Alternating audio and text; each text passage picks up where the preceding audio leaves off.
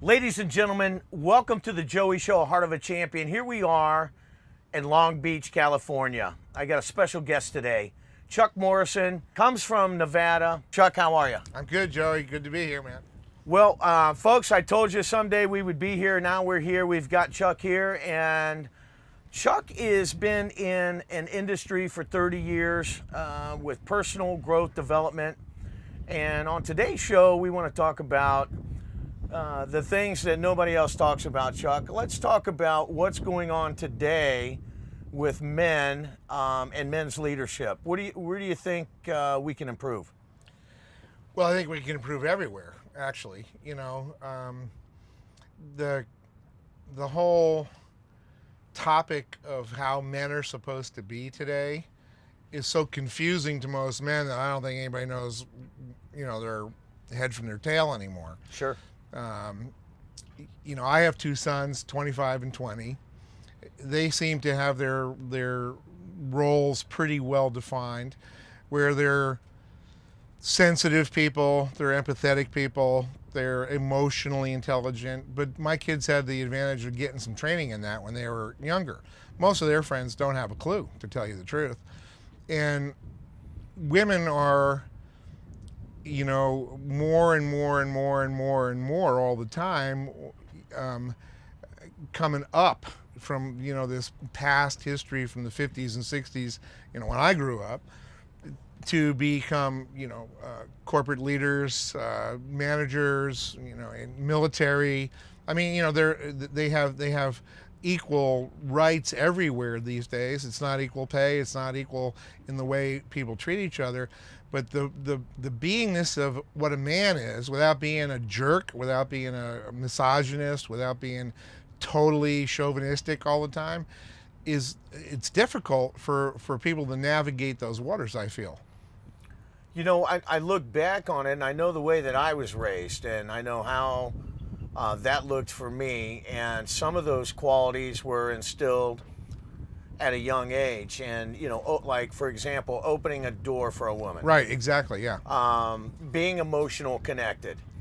So many of these guys today are looked at as role models, and in public's eye, instilling things in these younger generation or next generation that is totally in disagreement or out of alignment to what it takes to make this country go to the next level. Well, I think the pendulum goes back and forth. Like my kids, which were born in 1990 and 1994. Okay, even then there's a generation gap. Like as the years go by, the generation gaps get shorter. Like my 20-year-old operates differently in the world than my 25-year-old does. Right. It's really amazing to watch. And it's not just my kids. I deal with men, like in these trainings all over the world, and I see the same kind of thing.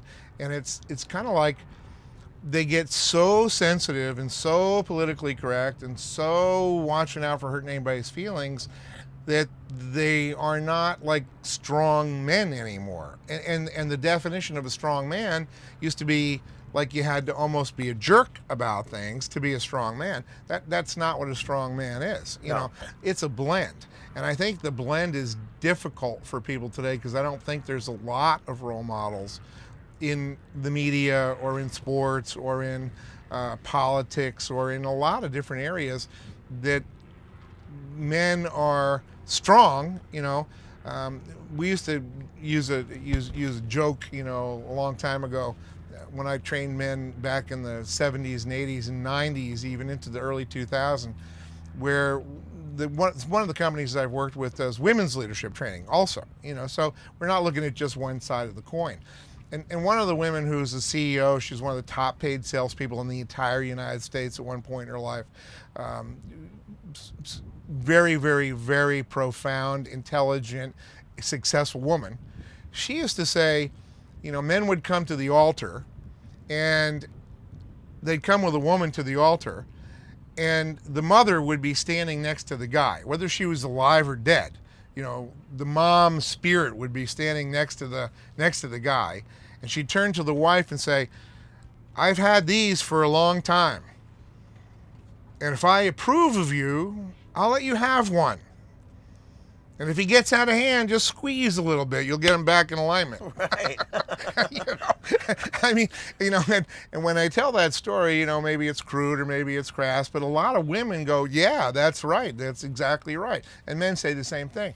And in my experience with women, I've been married 38 years. And my wife's an extremely strong, extremely, like her being, who she is who she is. I ain't ever going to change that, And the reason I married her was because she was so strong and independent. She didn't want me to be the one who was taking a back seat in the relationship. She wanted me to be the guy who was making decisions a lot of the time in support of where she wanted. But if push came to shove, she'd always back where I was going, unless, like today, it's changed. Yeah. If the woman's making more money than the guy, the woman's in charge of something, the woman's, got some kind of leverage about how life works, some of the guys are taking a different approach to this. And that makes sense. I was raised by a single mother that instilled a lot of those things and got emotionally connected, seeing her go through what she had to go through. And she was a strong woman. She wasn't corporate, but she was strong. But absolutely. A strong woman. Yeah. I mean, unbelievably strong.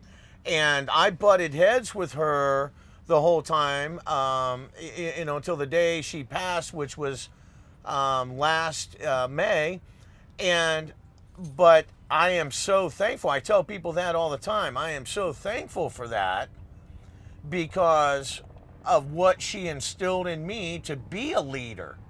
And, what you've done for the last 30 years and what you've done for just the time that I've known you, I'm so thankful for that you constantly, nonchalantly, without even, kind of like a double agent, instill things in me about leadership and the stories that you share. And I think it comes back to that. I really do. I think it comes back to the fact that where are we dropping the ball in raising good quality leaders for the future of this planet? Where are we dropping the ball? Chuck, hold that thought for a second and answer. Okay. Ladies and gentlemen, we're coming back here to Long Beach, California. It's the Joey Show, the Heart of a Champion. Stick with us. We'll be right back. Accessing internet content through your TV is easier than ever before. But browsing features are stopping us from using our smart TVs to the fullest. Now, that has changed with TickLoan.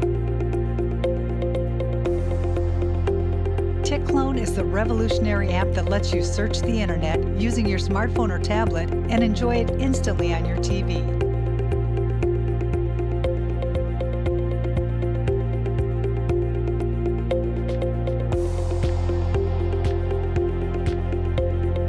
After a few easy steps, TickLoan takes the internet from online to on TV in seconds. Finding the internet video content you want to enjoy, share the highlighted URL with TickLoan, and the video is cast instantly onto your TV. It's now as simple as a click of a button.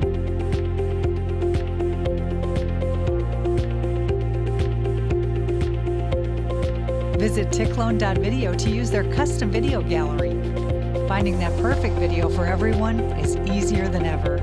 With TickLoan, laid-back entertainment. Ladies and gentlemen, welcome back to the Joey Show, the Heart of a Champion. Chuck, the question that before we went to break was, what do you, in your opinion, being in the industry for 30 years, what do you think we need to do different for men's leadership, for men, young men, older men, all men, at this point in their life? What can we do different to make better leaders for the planet? Well, I think that it's not a matter of men alone. I just don't think we can't survive by ourselves without women. It's a question of men and women both working on their own personal leadership. The term leadership gets thrown around a lot. It's in every HR department. It's in every corporate training. It's on the internet left and right. My conclusion, at 60, is that leadership is not about a position. It's not about who's in charge. It's not about who's leading, who's following. Leadership is about me being a responsible agent for myself. That I understand my thinking process. I understand my emotional process. Know who you are. Yeah, I know what my spiritual beliefs are. I know, like I have principles, I have values, and I, align to them most of the time. I'm not perfect, so I don't certainly align to them all the time. And I think that individuals, whether they're female or male, that do that attract each other. And then you have a partnership. Then you have something good. It's what people want in their marriage. It's what they want in a team environment. As simple as two heads are better than one. Yeah. But if I'm not aligned internally with myself, where I feel good about myself, I have some clarity, I can pull myself out of the depths of depression, or this sucks, I don't like what's happening right now. Right. If I can't be what we call a self-cleaning oven some days, what I'm looking for is somebody else to do that for me all the time. Yeah, like roadside service. Yeah, exactly. Yeah. And relationships fall into this, let me manipulate you to do what I want you to do, or let me please you to do what you want me to do, and they never work. So they never work like that. So you, what you're saying is the bully stuff doesn't really work. It's really being connected, being honest, being emotional, working in agreement, being in alignment. And that's what brings success. Yeah, because when I'm doing that for myself, it's a paradox. Okay, so let me state this. It's a paradox. Here's why. I want to do that for myself. I want to hang around with other people to do that. But it's hard for me to do it on my own.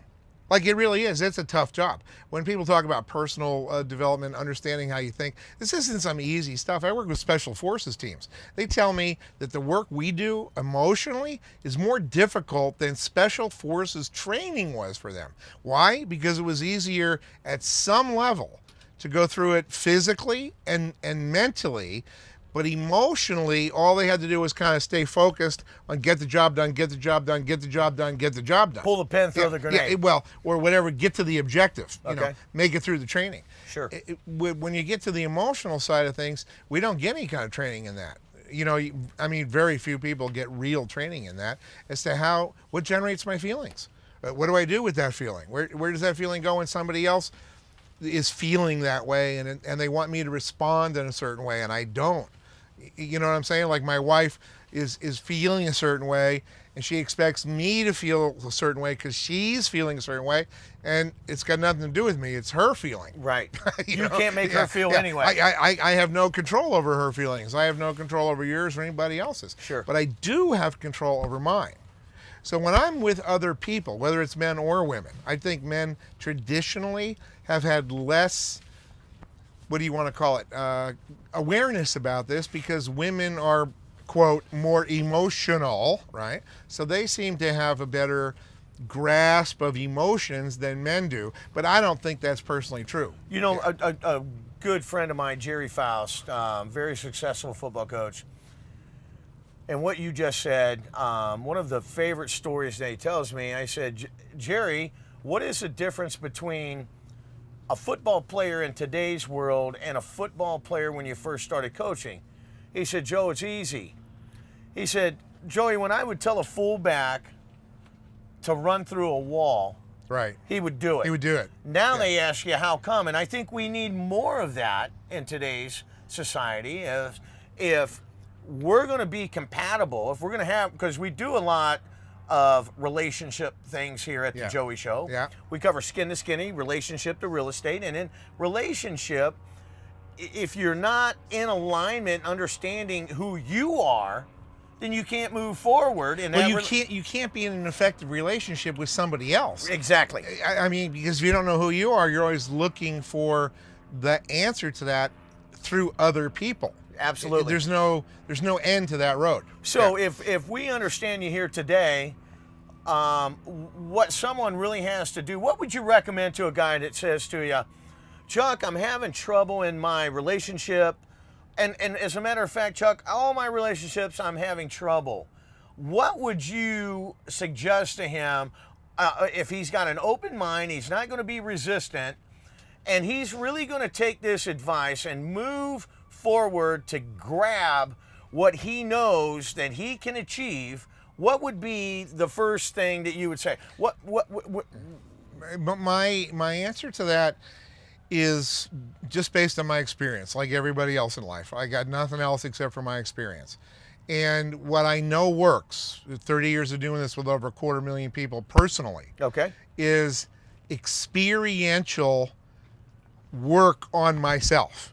Not thought analysis, not, Well, let's stop for a second. Yeah. Let's define experimental work on No, myself. not experimental, experiential. Experiential. Experiential. What define that? Well, we could talk about being out here on the water. Okay. We could talk about driving a boat in a busy channel at Long Beach. Okay. We could study it all day long.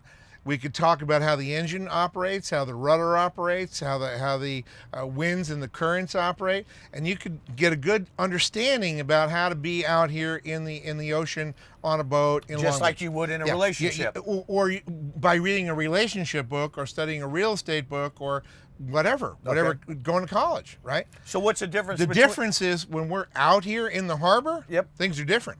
Right. It's not a book. It's not a book. Right. You know, we just had the Catalina Express come by, and our captain, Robert, here was like, oh my goodness, they're in a different lane than they used to be in, because that's how life is. So we have to make adjustments immediately so we don't crash into a giant ferry coming from Catalina. Sure. You know, experiential is I'm in the water surfing.